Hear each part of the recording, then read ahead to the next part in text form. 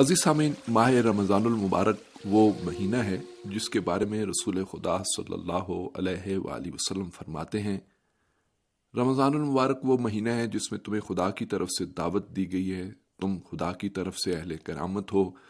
اس مہینے میں تمہاری سانسیں عبادت اور نیند ثواب ہے، اس میں تمہارے اعمال قبول ہوتے ہیں اور تمہاری دعائیں مستجاب ہوتی ہیں۔ نماز کے وقت دست دعا بلند کرو، کیونکہ نماز کا وقت بہترین وقت ہے، کیونکہ ان اوقات میں خدا اپنے بندوں پر خصوصی رحمت فرماتا ہے۔ اس موقع پر اگر مناجات کرو گے تو اس کا جواب ملے گا۔ جو خدا کو پکارتا ہے وہ اس کی آواز کو سنتا ہے، اور اگر تم اس سے مانگو گے تو تمہیں عطا کرے گا، جو دعا مانگو گے مستجاب ہوگی۔ رمضان المبارک رحمتوں کا مہینہ ہے، اس میں رحمت کے دروازے کھول دیے جاتے ہیں۔ یہ مہینہ دعاؤں کی قبولیت کا مہینہ ہے۔ رسول خدا صلی اللہ علیہ وآلہ وسلم فرماتے ہیں، رمضان المبارک کی پہلی رات آسمان کے دروازے کھول دیے جاتے ہیں اور رمضان کی آخری رات تک یہ دروازے بند نہیں ہوتے۔ معروف عارف اور عالم دین آیت اللہ مجتبیٰ مجتہدی اس حدیث کی تشریح کرتے ہوئے فرماتے ہیں، آسمان کے تمام دروازوں کا کھلنا یعنی خدا اور بندے کے درمیان تمام حجابات کا ہٹا دیا جانا ہے، اور ایسے موقع پہ انسان خدا سے جو چاہتا ہے وہ چاہے وہ مادی ہو چاہے معنوی خدا سے لے سکتا ہے۔ خدا اس کو قبول کرتا ہے، دعاؤں کو مستجاب فرماتا ہے۔ خدا انسان کے سوالوں کا جواب دیتا ہے اور خواہشات اور مطالبات کو ردی کی ٹوکری میں نہیں ڈالتا، بلکہ قبول و مستجاب کرتا ہے۔ رمضان المبارک اپنی عظمت، شرافت، معنویت کی وجہ سے سب سے برترین مہینہ ہے۔ قرآن پاک کی سورہ بقرہ کی آیت نمبر 185 میں ارشاد ہوتا ہے، رمضان وہ مہینہ ہے جس میں قرآن نازل کیا گیا ہے، وہ قرآن جو انسانیت کے لیے ہدایت اور حق و باطل کے درمیان فرقان یعنی فرق کرنے والا ہے۔ خداوند عالم اس مہینے میں جو نعمات نازل فرماتا ہے اس کی بدولت کائنات رحمت و مغفرت سے مالا مال ہو جاتی ہے، اور مومنین اس نعمت سے استفادہ کرتے ہوئے تزکیے کی منازل آسانی سے طے کر سکتے ہیں۔ یہ ماحول اس بات کا باعث بنتا ہے کہ مومنین کی توجہ اپنے خدا کی طرف بڑھ جاتی ہے اور ان کی دعائیں مستجاب ہونے لگتی ہیں۔ خداوند عالم نے اس لیے قرآن پاک میں روزے کو واجب قرار دیتے ہوئے ارشاد فرمایا ہے، لعلکم تتقون، یعنی اس طرح ممکن ہے تم متقی بن جاؤ۔ قرآن میں ایک اور جگہ ارشاد ہوتا ہے، جب یہ لوگ تم سے میرے بارے میں پوچھیں تو ان سے کہو میں ان کے قریب ہوں، اور دعا کرنے والوں کی دعا کو جب وہ دعا کرتے ہیں تو مستجاب کرتا ہوں، بس میرا حکم مانیں، ایمان لائیں تاکہ ہدایت پا جائے۔ اس آیہ کریمہ میں خداوند عالم نے وعدہ کیا ہے کہ وہ دعاؤں کو قبول کرے گا، لیکن اس کے ساتھ 2 شرطیں بھی عائد کر دیں۔ پہلی شرط یہ ہے کہ دعا صدق کے دل سے اور خلوص سے کی جائے، صرف زبان سے نہ ہو، دل بھی ساتھ ہو۔ اور دوسری شرط یہ ہے کہ دعا صرف اور صرف خدا سے مانگی جائے، اس کے دل میں خدا کے علاوہ کسی سے توقع اور امید نہ ہو۔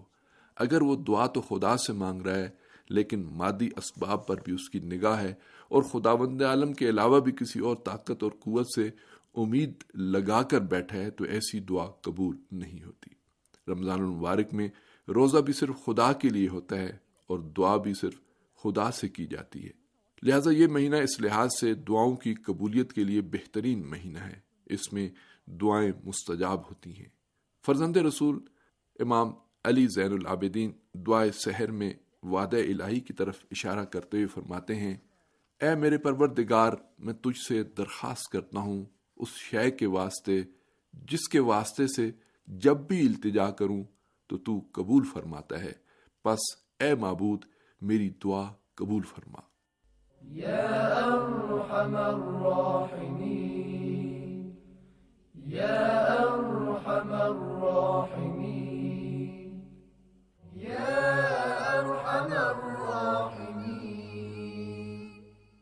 یا ارحم الراحمین،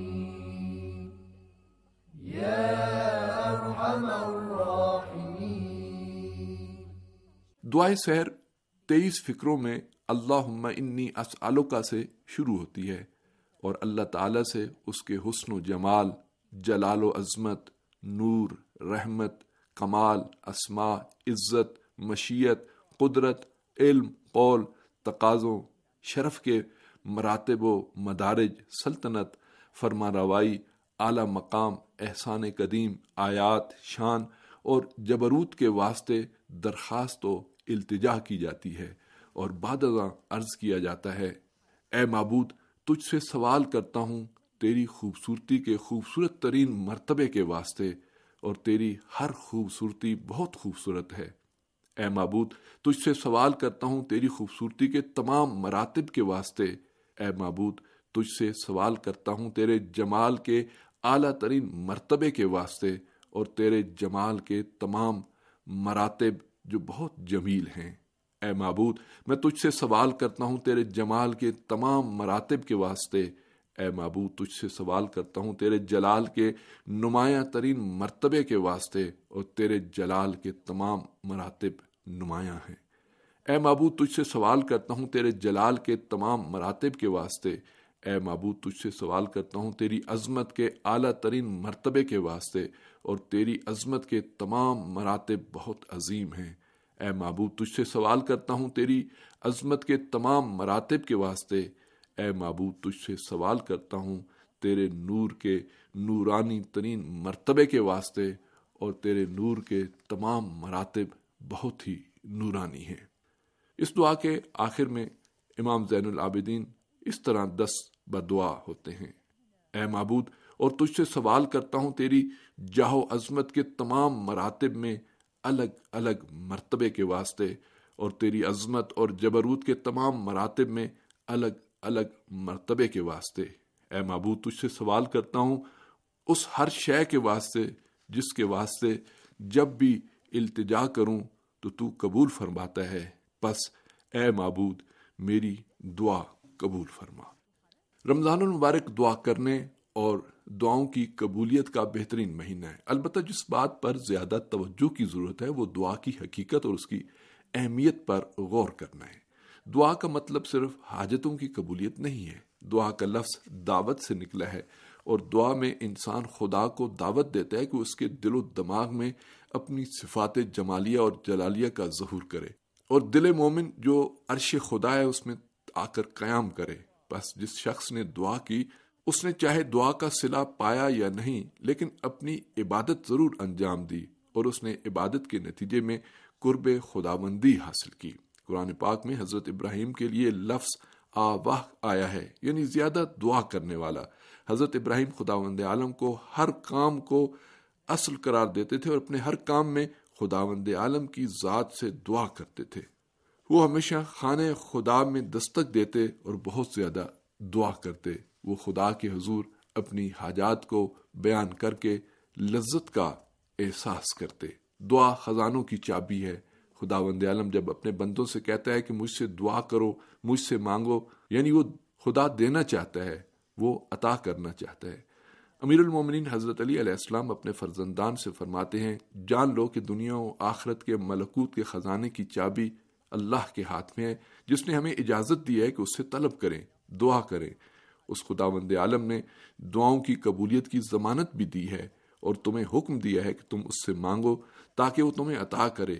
وہ سب سے زیادہ مہربان اور بخشنے والا ہے۔ ممکن ہے کسی کے ذہن میں یہ سوال اٹھے کہ اس نے کئی بار دعا کی لیکن مستجاب نہیں ہوئی۔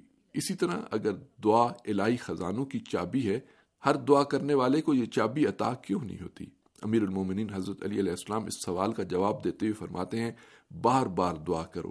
ایک بار اگر دعا کی اور قبول نہ ہوئی تو اسے ہرگز ترک نہ کرو۔ دعا کرنے کے سلسلے کو جاری رکھو اور اسے ہرگز ترک نہ کرو۔ دوسری طرف یہ بات بھی ذہن نشین رہے کہ دعا کے دیر سے قبول ہونے میں بھی حکمت پوشیدہ ہوتی ہے۔ پس اگر ایک دفعہ مانگنے سے دعا قبول نہ ہو تو نا امید نہ ہو، کیونکہ ممکن ہے خداوند عالم نے کسی حکمت اور مصلحت کے تحت دعا کو دیر سے قبول کرنے کا ارادہ کیا ہو۔ پس اگر دوبارہ دعا کرو گے تو ممکن ہے کئی گنا زیادہ رحمت کے حقدار بن جاؤ۔ اگر خدا پہلی دفعہ دعا کو قبول کر لیتا تو یہ اضافی نعمت تمہیں میسر نہ آتی۔ بعض اوقات ہم دعا صرف عادت کے طور پر کرتے ہیں۔ ایسی صورتحال میں دعا کی قبولیت یا ہماری حالت کے بدلنے کا کوئی امکان نہیں ہوتا، لیکن بعض اوقات ہم اضطراب اور پریشانی میں اتنے صدقے دل سے دعا مانگتے ہیں کہ زبان کے ساتھ قلب و ذہن بلکہ تمام اعضاء و جوارح طلب دعا کرتے نظر آتے ہیں۔ ایسی دعا قبول بھی ہوتی ہے اور اس دعا کو عبادت کے اعلیٰ درجات میں شمار کیا جاتا ہے۔